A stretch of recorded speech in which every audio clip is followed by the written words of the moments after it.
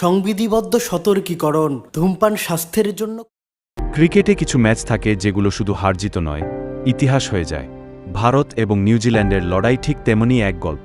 কখনো শেষ মুহূর্তে ভেঙে গেছে ভারতের স্বপ্ন, আবার কখনো নিউজিল্যান্ড দেখিয়েছে অবিশ্বাস্য ধৈর্য। আজ আমরা জানব ভারত বনাম নিউজিল্যান্ডের।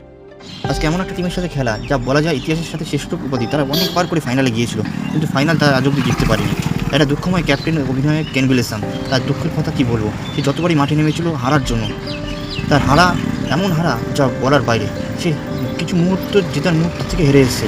এই কষ্ট কোনো সময় ব্যাখ্যা করা যায় না। একটা হারাওয়া মানুষ কখনো এতবার করে হারতে পারে সেটা আমার দেখা শতবার জানা ছিল কখনো ছাড়িনি। শান্তির মাথায় চাপে পড়ে অনেকবার করে জেতা ম্যাচ হেরে গেছে, হারা ম্যাচ জিতে গেছে।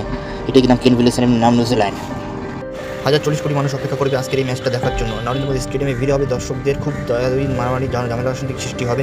কিন্তু অবশ্যই এই নরেন্দ্র মোদী স্টেডিয়ামে আগেরবার আমরা হেরেছিলাম অস্ট্রেলিয়ার সাথে, এবার যেন সেটা না হারি আমাদের উপরওয়ালা বা ভগবানের কাছে আমরা প্রার্থনা জানাবো।